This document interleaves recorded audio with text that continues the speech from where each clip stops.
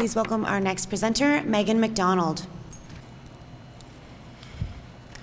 Let me tell you a story about a 38-year-old nurse named Robin Gray, who suspected she had breast cancer after finding a small pea-sized lump in one of her breasts. Now, Robin did everything right, and as the wife of a doctor, she had access to the best clinicians in their fields. She had clinical exams, mammograms, and several ultrasounds, all of which pointed to her lump being a benign cyst.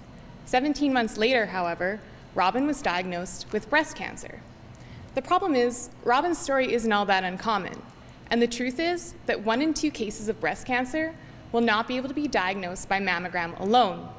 1 in 4 cases where mammogram and ultrasound are both used will not diagnose the breast cancer either. Part of the issue is that these techniques are not sensitive enough and are especially difficult to use on women with very dense breast tissue. Additionally, these techniques are open to user error, and even the best doctors can sometimes make mistakes.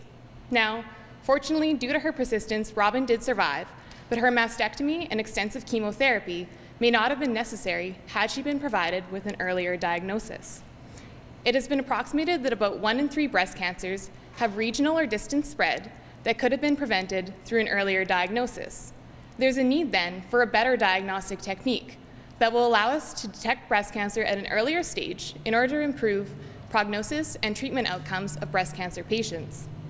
Now onto the science of it. Our body is made up of 37 trillion cells. Each of these cells works together to allow us to function and thrive. Our cells are constantly sending chemical messages between each other and within themselves in order to direct how they live, when they reproduce, and when they die. Our lab is interested in the way that cells send and receive these chemical messages and how they might change when a woman has breast cancer. In particular, we're interested in white blood cells, the warriors of the immune system, and what messages they are sending and receiving. I'm currently looking at 150 blood samples from real women just like Robin in order to determine how their chemical messages are changing when they have breast cancer as opposed to healthy women. And I hypothesize that there will be significant differences in the way these chemical messages are sent and received.